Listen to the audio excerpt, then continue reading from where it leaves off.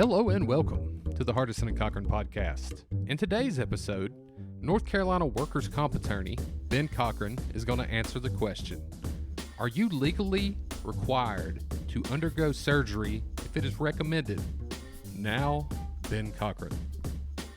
If you have a workers' compensation claim in North Carolina and you are treating with your authorized treating physician, and let's say that you injured your shoulder, the treating physician recommends an MRI of your shoulder. That MRI does note that there is a full thickness tear of your rotator cuff, and the doctor recommends surgery. Are you legally required to undergo that surgery in North Carolina through workers' compensation? I would generally say the answer is no. The reason why I say that is there's a legal test that must be applied to determine whether or not certain medical treatment can be forced upon the injured employee. Essentially, what the test does is it applies the overall potential benefit that can be had by the injured employer from the recommended medical treatment and weigh it against the potential risks of the medical treatment that's being offered. So if we're looking at a arthroscopic surgery to your shoulder, the balancing test would be the risks of undergoing that procedure balanced against the benefit that's going to be received by the injured employee from requiring that surgery.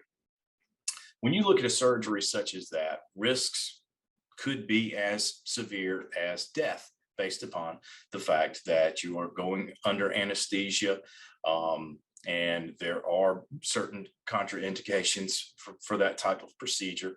And so ultimately, I would say generally when you are talking about a surgery such as that, more likely than not, you are not going to be required to do it because individuals can continue to function in life with a torn rotator cuff.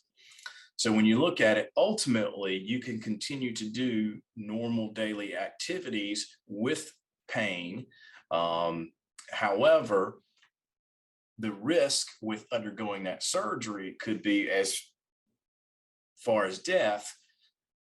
More likely than not, the industrial commission, the governing body, is not going to force an individual to undergo that surgery when you weigh those two tests. Listening to this podcast does not create an attorney-client relationship between you and Hardison Cochran attorneys at law. Hardison Cochran does not accept new clients without first obtaining a signed agreement.